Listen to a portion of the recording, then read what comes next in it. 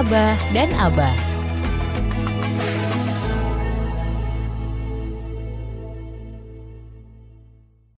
Bismillahirrahmanirrahim. Assalamualaikum warahmatullahi wabarakatuh. Innal hamdalillah nahmaduhu wa nasta'inuhu wa nastaghfiruhu wa na'udzubillahi min syururi anfusina wa min sayyiati a'malina. May yahdihillahu fala mudhillalah wa may yudlil fala hadiyalah. Sobat Vlog yang berbahagia, kembali kami hadir di tengah ruang dengar Sobat Vlog sekalian. Tentunya di program Abah dan Abah. Alhamdulillah, syukurilah ya, nggak segan-segan atau nggak bosan-bosannya kita harus selalu bersyukur kehadirat Tuhan Yang Maha Esa. Dengan nikmat yang sudah kita terima, minimal nikmat sehat ya Sobat Vlog, karena sehat itu luar biasa ya, nggak bisa kita nilai dengan nominal apapun. Sobat Vlog kalau suruh milih ya, banyak duit sakit tapi banyak duit sehat, ya pastinya milih banyak duit yang sehat. Oke Sobat Vlog, seperti biasa Abah Ali tidak sendiri ya, tentunya ada Abah Jatmiko yang sudah hadir di tengah-tengah ruang kita ya. Assalamualaikum Abah Jatmiko. Waalaikumsalam warahmatullahi wabarakatuh. Kayaknya kok semeringah ini habis dapat rezeki apa nih Abah? Iya, ada sesuatu yang luar biasa. Oke.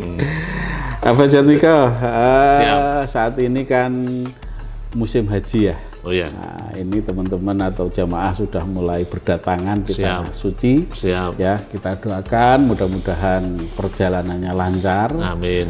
Tidak ada halangan satu apapun. Amin. Dan tentunya nanti menjadi haji yang mabrur. Ya, haji yang mabrur seperti apa? Ya, Abah sudah tuh kemarin. Oh, iya. Sampaikan ya. Jadi nanti koreksi ya, ini para jamaah haji yang nanti pulang setelah haji tentunya bisa melihat ya apa yang sudah dilakukan setelah haji itu seperti apa. Maka di situ ada ciri-ciri dia kategori hajinya mabrur atau tidak. Tapi kita sekarang nggak membahas itu Abah. Siap. Kita coba diskusi terkait dengan kurban. Karena waktunya mau kurban. Ya insya Allah nanti pada saat wukuf ya Abah ya. Bukan ya, setelah wukuf. Nah, setelah wukuf, karena pada saat wukuf kita diwajibkan ataupun disunahkan untuk berpuasa ya. Kemudian setelah wukuf itu ada penyembelihan hewan kurban. Nah ini barangkali perlu kita ngobrol-ngobrol ini terkait dengan kurban ya. Kira-kira apa sih yang apa namanya coro-coro ini apa ya yang paling baik untuk dikurbankan, terus kemudian siapa yang berkewajiban untuk kurban dan bagaimana. Monggo Abah, waktu dan kesempatan kami persilahkan. Iya, jadi kurban tentu saja tidak hanya disunahkan untuk orang-orang yang haji, tapi untuk semua orang, ya kan, Bah? Betul. Banyak. Kalau yang haji kan kategori wajib apa? Ya kan? Iya. Karena itu satu rangkaian kan, satu rangkaian dari ibadah hajinya. Iya. Terus kemudian ini ada yang simple, ada yang detail. Mau milih buku yang mana? Ya supaya lama yang detail aja. Ya, tapi nanti kalau yang detail nanti. Sekarang yang simpel-simpel dulu aja. Ya, karena kita yang mudah dipahami oleh masyarakat. Ya, jadi kurban itu sebetulnya dari kata audiyah atau adahiyah. Kalau gampangnya ada juga yang mengartikan kurban itu dari kata adha. Duha itu kan ada sholat duha atau ya.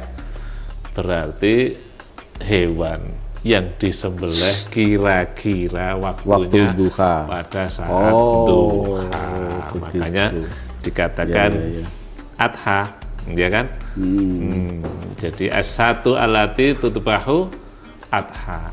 kambing yang disembelih pada waktu duha. Makanya dinamakan adha. Idul Adha. Baru tahu ya sobat. Apa baru tahu ini? Ya, iya. Jadi sholat yang dilaksanakan kira-kira waktunya pada sholat duha. Sholat duha itu dari terus kemudian penyembelihannya juga dinamakan udhiyah. Artinya adha juga. Jadi sesuatu yang dilakukan pada saat waktu duha. Jadi namanya udhiyah. Terus kemudian kalau menurut istilah ini di sini hewan yang disembelih dengan tujuan bertakorup, kurban. Koroba itu kan mendekat ya, mendekat. Jadi hewan yang disembelih pada saat duha. Untuk takorub, untuk mendekat kepada Allah Subhanahu wa Ta'ala. Jadi kalau bahasa istilah itu hewan udhiyah hanya disembelih dengan tujuan bertakorub kepada Allah Subhanahu wa Ta'ala. Sedangkan hewan lain boleh jadi hanya disembelih hanya sekedar untuk bisa dimakan dagingnya saja. Jadi orang nyembelih hewan itu kan ada dua, Bah. Yang satu, dia nyembelih hewan tujuannya ya untuk dimakan dagingnya saja. Makanya ya sepunyanya punya uang. Ya kan? Kalau dia orang kaya ya nyembelih daging, nyembelih hewan untuk dagingnya. Tapi kalau udhiyah lain, dia disembelih adalah dengan tujuan untuk takorub, mendekatkan diri kepada Allah Subhanahu wa Ta'ala. Makanya beda gitu loh. Makanya kadang-kadang orang memaksakan diri, ya kan? Ya, betul, untuk berkorban. Nah ini oleh karena itu memang berbeda. Kata berkorban itu lain. Jadi pertama, hewan yang tidak disembelih hanya untuk dimakan dagingnya saja, tetapi untuk mendekat kepada Allah Subhanahu wa Ta'ala. Yang kedua, maksud korban ini adalah di sini disebutkan hewan yang hanya disembelih pada hari nahr. Hari nahr. Nah iya. Nahr itu apa? Inna a'toina kal kautsar fasholli li rabbika wanhar. Ya kan? Maka dirikanlah sholat, kemudian berkorbanlah. Hari nahri itu apa?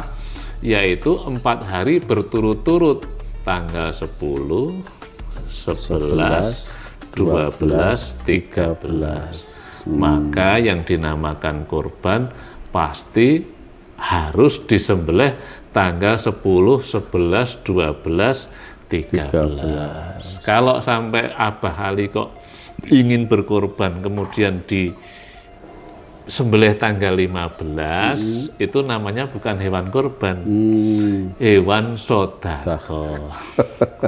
Jadi waktunya udah tertentu ya, nggak bisa kita berkorban. Jadi yang pertama niatnya untuk mendekatkan kepada Allah, yang kedua waktunya tertentu ya.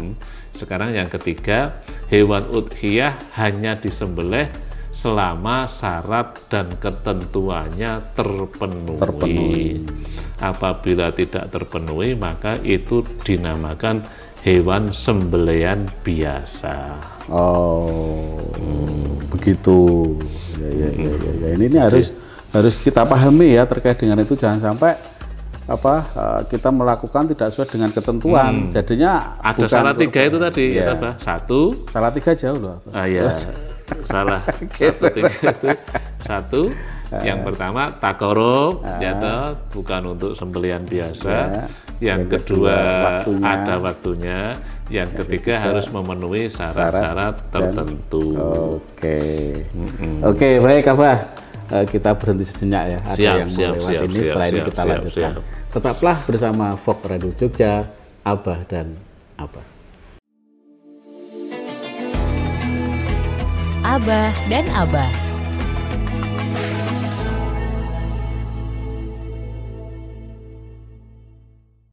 Kembali bersama Abah dan Abah, tentunya di Vox Radio Jogja, Voice of Sanga-Sanga. Oke, baik Abah. Jadi ada 3 tadi ya yang perlu kita perhatikan terkait dengan kurban. Kalau itu memang kita niatnya untuk kurban. Jadi pertama takarub ya, tujuannya mendekatkan diri kepada yang pencipta atau kepada Allah. Kemudian yang kedua waktunya tertentu. Tidak bisa kita milih waktu sendiri, tapi sudah ditentukan. Terus kemudian juga syarat dan ketentuan terkait dengan hewan kurban. Nah, sekarang mana ini yang mau kita perdalam? Semuanya. Semuanya. Oke. Iya. Takarub. Nah, monggo. Takarub. Ya. Tentu kalau takarub nanti hubungannya dengan masalah hukum. Ya. Meski di sini disebutkan, meski cukup banyak dalil yang melatar belakangi perintah menyembelih, namun bukan berarti syariah ini hukumnya menjadi wajib. Sebagian ulama mewajibkannya memang, namun lebih banyak yang tidak mewajibkan. Sehingga mereka mengatakan lebih mendekati menjadi sunnah mu'akkadah. Sunnah mu'akkadah. Sunnah yang sangat dianjurkan, mendekati wajib sebenarnya ya. Ini adalah pendapat jumhur ulama, mazhab Maliki, mazhab Syafi'i, dan mazhab Hambali. Selain ketiga mazhab itu, para sahabat termasuk Abu Bakar, termasuk Umar dan lain sebagainya, mereka mengatakan sunnah mu'akkadah. Jadi jangan kemudian menjadikan wajib, karena kalau wajib nanti semua orang. Ya kalau wajib kan, kalau nggak melakukan dosa kan, gitu. Ya, gampangannya kan kayak gitu, dan itu menjadi beban ya kalau memang itu wajib. Ya, terus kemudian macam-macam dan lain sebagainya. Kemudian sekarang masalah lalu apa keutamaan ibadah ini? Jadi keutamaan ibadah ini apa toh? Fadilah kalau bahasa ya, terkait dengan takarub itu ya. Fadilah. Yang pertama, kurban ini adalah amal yang sangat dicintai oleh Allah. Jadi amal yang sangat dicintai oleh Allah. Ma'amila adamiyun min amali yauman nahr. Dari Aisyah, hadisnya, tidaklah seorang anak Adam, anak cucu Adam, melakukan pekerjaan yang paling dicintai pada 4 hari itu kecuali menyembelih hewan kurban. Jadi tidak ada amal yang paling dicintai oleh Allah pada 4 hari itu ya, jadi kecuali menyembelih hewan kurban. Hewan itu nanti pada hari kiamat akan datang dengan tanduknya, dengan rambutnya, dengan bulunya, dan darah di sisi Allah yang menetes itu sebelum darah itu menetes ke tanah. Artinya pahalanya itu sudah sampai ditulis oleh Allah sebelum darah itu sampai menetes ke tanah. Saking cepatnya keutamaan pahala kurban itu. Yang kedua, sebagai syiar. Ya jelas ya, kalau syiar itu ya untuk dakwah lah dari orang-orang Islam. Terus yang ketiga, sunnah. Memang sunnah Nabi begitu. Rasulullah menyembelih 2 ekor kambing kibas yang bertanduk, beliau menyembelihnya dengan tangan beliau sambil menyebut nama Allah dan bertakbir serta meletakkan kedua kaki di atas pangkal lehernya. Yang keempat, ibadah yang paling utama. Ini yang penting, kul inna sholati wa nusuki wa mahyaya wa mamati lillahi rabbil alamin la syarika lahu wa bidzalika umirtu wa ana awwalul muslimin. Sesungguhnya sholatku ya toh, wa nusuki, sembelihanku. Oh, tertulis di situ ya, inna sholati. Tapi kalau kita kan ibadahku. Sesungguhnya sholatku, wa nusuki, sembelihanku ya toh, wa mamati, hidupku, wa mamati, wa mahyaya, hidupku, wa mamati, matiku, semuanya untuk lillahi rabbil alamin. La syarikalahu, tidak ada syirkah, tidak ada kemusyrikan baginya, bidzalika wa umirtu, dan itu diperintahkan, wa ana awwalul muslimin, dan aku orang-orang yang pertama menyerahkan diri kepada Allah Subhanahu wa Ta'ala. Jadi ini termasuk ibadah yang paling utama. Iya, itu kan disejajarkan dengan sholat, Pak. Padahal sholat itu kan wajib. Washolli li rabbika wanhar, maka dirikanlah sholat, kemudian sembelihlah hewan kurban. Maka Allah menggandengkan kurban ini dengan sholat. Kalau kamu sholat, kemudian kamu berkurbanlah. Nah ini kan, ini berarti kan luar biasa. Kul inna sholati, ini lagi wa nusuki, dan sembelihanku, wa mahyaya wa mamati lillahi rabbil alamin. Jadi ini luar biasa fadilahnya. Terus kemudian terus sekarang masalah keutamaan sudah, hukumnya sunnah muakkadah sudah, kemudian apalagi Pak? Bu, ini banyak banget ya Pak. Terus saja ya Pak ya. Masih waktunya. Ya. Nah ini batas waktu mulai. Umumnya para ulama, saya baca buku terus Pak, karena ini fikih. Kalau fikih saya nggak boleh kecuali konsentrasi Pak. takut salah. Umumnya para ulama menyebutkan batas waktu untuk mulai melakukan penyembelihan. Waktu mulai penyembelihan adalah setelah sholat dan khutbah. Ya, umumnya sholat kan jam 7 ya. Ya, walaupun di situ hari nahar itu dimulai tanggal 10, tapi tidak dimulai dari maghrib. Kan terus kalau begitu boleh ya dari maghrib saya menyembelih, karena kan masuknya tanggal 10 kan dari maghrib. Enggak, termasuk juga mungkin hari berikutnya ya Pak. Menyembelihnya juga di pagi ya. Nah, di pagi ya. Kata Nabi, awal pekerjaan kita hari ini Idul Adha adalah sholat, kemudian pulang dan menyembelih hewan. Siapa yang melakukan seperti itu, kata Nabi, wa man dzabaha qabla dzalika fa innama huwa lahmun.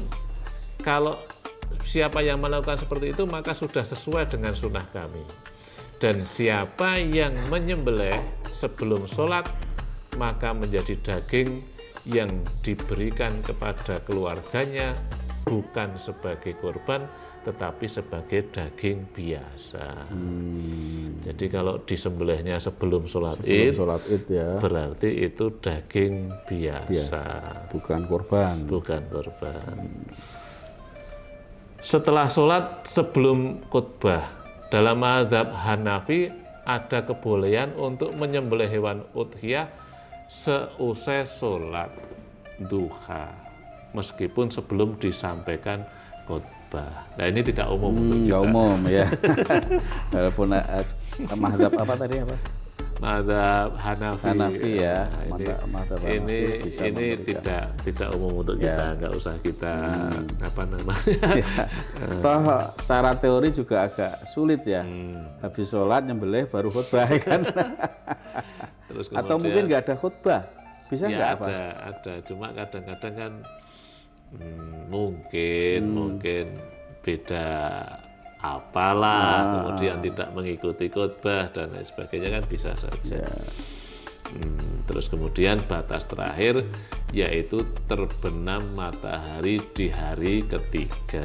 Jadi terbenam matahari di hari ketiga. Berarti Jadi tanggal 10, 11, 12, 13, terus sampai maghrib itu selesai. Durasi masa penyembelian selama 4 hari menurut pendapat Ali bin Abi Thalib dan Ibnu Abbas radhiyallahu anhuma. Didukung juga oleh pendapat lain mazhab Hambali, Hasan Al-Basri, Umar bin Abdul Aziz dan lain sebagainya. Jadi terbenam matahari pada hari tasyrik yang ketiga. Oke, baik. Apa Jatmiko? Sobat Fok, kita lihat sejenak karena ada yang mau lihat lewat berikut ini. Tetaplah bersama Abah dan Abah di Fok Radio Jogja. Abah dan Abah.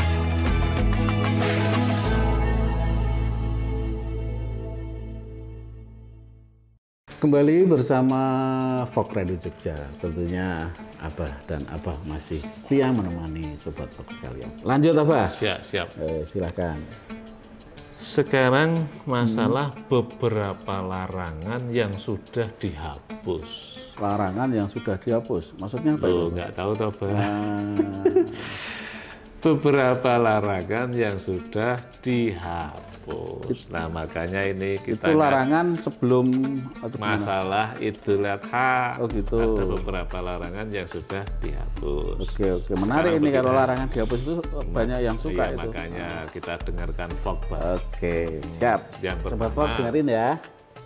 Ada hadis yang mengatakan Ibnu Umar tidak mau memakan daging udhiyah setelah 3 hari. Karena Rasulullah bersabda, an Salim an Ibni Umar anna Rasulullah sallallahu alaihi wasallam naha an ta'kula luhuma adha adhahi ba'da salasin. Rasulullah pernah melarang kamu memakan daging hewan udhiyah yang sudah 3 hari. Jadi Rasulullah itu pernah melarang orang itu hanya boleh makan daging hewan udhiyah hanya boleh 3 hari. Salim berkata bahwa Ibnu Umar tidak memakan daging hewan udhiyah yang sudah 3 hari. Jadi dulu para sahabat itu Rasulullah melarang memakan daging kurban melewati 3 hari, Pak. Jadi hanya boleh dimakan 3 hari itu aja. Jadi kalau nyembelihnya tanggal 10 berarti tanggal 11, tanggal 12, tanggal 13, 14 sudah nggak boleh. Ya. Ini ada loh hadisnya. Namun kemudian Ibnu Hajar Asqalani di dalam Fathul Bari mengutip penjelasan Asy-Syafi'i, beliau menyebutkan bahwa kemungkinan Ibnu Umar belum menerima hadis yang menghapus itu.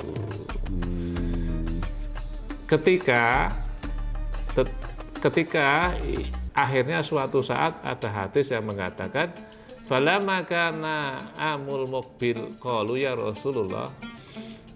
Rasulullah, ketika datang tahun berikutnya para sahabat mengatakan, wahai Rasulullah, apakah kami harus melakukan sebagaimana tahun lalu? Tidak boleh memakan melebihi 3 hari. Maka Rasulullah menjawab, adapun sekarang makanlah sebagian lagi berikan kepada masyarakat yang sedang mengalami paceklik, berikan kepada orang lain, dan sebagian lagi simpanlah. Pada tahun lalu aku melarang itu karena supaya daging itu tersebar. Karena saat itu musim paceklik. Oke. Jadi kalau sekarang kata Nabi, kamu boleh kamu makan, kamu boleh berikan kepada orang lain, bahkan kamu sekarang boleh menyimpan. Ya, kenapa tahun lalu aku harus mengatakan kamu tidak boleh makan lebih dari 3 hari? Karena supaya daging itu menyebar, karena pada saat itu baru masa paceklik. Jadi kalau orang haram itu hari keempat kamu hanya boleh makan 3 hari, kan terus orang kan ngambil hanya untuk 3 hari, Bang. Nah, waduh haram ini. Atau enggak dia habis-habiskan dia. Haram ini. Aduh, ngapain saya ambil banyak? Kan sudah hanya cuma 3 hari. Tapi Rasulullah kemudian mengatakan, untuk tahun ini aku bebaskan engkau. Mau kamu makan, mau kamu simpan, mau kamu berikan sama orang lain, silahkan. Jadi semakin jelas bahwa ilat kenapa Nabi pada tahun sebelumnya melarang umat Islam menyimpan daging hewan lebih dari 3 hari, karena memang kondisi saat itu paceklik. Supaya Abah bisa menerangkan nanti kalau ada orang yang datang bawa hadis itu. Jadi harus tahu asbabul nuzulnya ya, harus tahu permasalahan hadis itu muncul itu karena apa. Kuntu nahaitukum an luhumil adhahi, dulu aku melarang kalian dari menyimpan daging kurban lebih dari 3 hari, agar orang yang memiliki kecukupan memberi keluasan kepada orang yang tidak memiliki kecukupan. Namun sekarang kata Nabi, makanlah semau kalian, berikan semau kalian, atau simpanlah tidak apa gitu ya, Bah. Jadi nanti di panitia penyembelian itu tidak ada lagi orang ngotot gitu loh, Bah. Wah, nggak boleh itu, nggak boleh. Nah, boleh sekarang. Enggak, boleh. Itu ini ada juga yang berpendapat bahwa tidak boleh dalam kepanitiaan ya, itu tidak boleh masak hewan kurban sebelum terbagi. Itu gimana itu? Ya tidak ada hukumnya. Kalau Rasulullah kan ini sudah betul. Sekarang kamu boleh pertama makanlah, berarti sudah nggak mau makan, mau dimasak kapan. Kedua, berikan kepada orang lain. Ketiga, simpanlah. Kan nggak ada urusan mau terkait dimasak. Dengan sepertiga itu tadi ya, Pak ya. Sepertiga untuk saibul kurban. Belum itu, ini kan ini baru makanlah, kemudian berikan kepada orang lain atau simpanlah. Jadi ini keperluan kita, kita. Jadi yang dalil hanya boleh dimakan 3 hari itu sudah selesai ya, itu ya, sudah digugurkan. Begitu ya, Pak ya. Tetapi kan bisa juga suatu saat terjadi musim paceklik, apa? Bisa berlaku juga kalau kan itu. Sudah nggak ada Nabi. Itu nanti hukumnya ustadz di situ ya. Jadi yang jelas sekarang sudah tidak ada seperti itu. Jadi terkait dengan harus habis 3 hari itu sudah katakanlah sudah masa lalu ya, nggak perlu diperdebatkan lagi, itu sudah finish, bahwa itu sudah selesai karena kondisi saat itu. Terus kemudian masalah niat, jelas ya, masalah niat memang harus diniati untuk takarrub kepada Allah. Kemudian masalah syarat hewan, kan tadi yang nomor 3 kan syarat-syaratnya harus memenuhi syarat dan ketentuan. Yang pertama, hewannya harus an-na'am. An-na'am itu ya, apa itu? Yang dimaksud dengan an-na'am adalah harus hewan ternak seperti unta, sapi atau kambing. Sedangkan unggas seperti ayam, itik, bebek, angsa, kelinci dan sejenisnya tidak termasuk an-na'am. Ada surat itu bah namanya al-an'am, binatang ternak. Binatang ternak. Jadi harus terus bagaimana kalau saya punyanya ayam, kan begitu kan, bagaimana kalau saya punyanya itik, bagaimana saya punyanya bebek, punyanya telur. Padahal punya telur itu dia punya pitik ya. Ternyata di sini syarat hewan itu harus al-an'am. Al-an'am, hewan ternak. Hewan ternak. Terlebih-lebih itu katanya itu yang afdol kambing. Bener nggak apa itu? Ya kan perintahnya memang kambing. Ya kan? Iya. Memang kambing. Walikuli umatin ja'alna maskanan liyadkurullah kurayaskurusmallahi, dan tiap-tiap umat telah kami syariatkan penyembelihan kurban supaya mereka menyebut nama Allah terhadap binatang ternak yang telah direzekikan Allah kepada mereka. Jadi yang pertama memang harus binatang ternak. Yang kedua saniyah. Saniyah itu hewan yang sudah mengalami copot salah satu giginya. Udah poel itu kalau istilah orang Jawa ya, udah poel. Yang dimaksud dengan gigi adalah salah satu gigi dari 4 gigi di depannya, yaitu 2 di bawah dan 2 di atas. Boleh jantan, boleh betina, meski diutamakan yang jantan. Karena kenapa diutamakan yang jantan? Ya supaya populasinya tidak habis. Selesai ya. Karena kalau jantan kan nggak mungkin bisa beranak. Ya. Tapi kalau betina ya kalau nggak ada jantan juga nggak bisa beranak. Tapi kan jantan cukup 1. Ya toh? Kalau jantannya banyak, jatahnya 4 ya Pak ya. Jantannya banyak, anunya 1 kan habis nanti. Betul. Kemudian tidak ada cacat. Cacat itu nanti macam-macam bah di sini. Itu agak memang. Kan ada juga yang cacat karena sering kita ketemukan saat pengiriman. Sebelumnya nggak cacat, tapi pada saat dikirim mau diturunkan anjlok, akhirnya kakinya kesleo gitu. Nah itu nanti macam-macam Pak. Nanti macam-macam itu. Arba'atun, ada 4 penyakit pada binatang kurban, yaitu yang matanya buta 1 atau buta keduanya, atau sakit, atau penyakitnya terlihat sekali, atau pincang, atau kurus sekali. Kemudian tidak buta, tidak sakit, tidak terpotong, yaitu terpotong salah satu kakinya, lebih dari 1 kaki. Demikian juga hewan bukan terpotong puting susunya yang sudah kering, juga tidak boleh hewan yang terpotong pantat, ekor, telinga, hidung, pokoknya tidak terpotong. Pokoknya sempurna ya, kadang-kadang maaf bah, perinsilannya 1. Harus dicek sampai sana. Iya, saya pernah ke Wonosari itu besar toh bah, kemudian kita mau ambil itu. Lainnya itu dulu harganya itu 8 juta, dia cuma 4 juta. Saya mikir-mikir, coba Pak dicek, ternyata itu perinsilannya 1. Ya kan berarti cacat. Ya, cacat. Ya memang harus tidak pincang, tidak kurus kering, betul. tidak makan kotoran. Babi itu emang.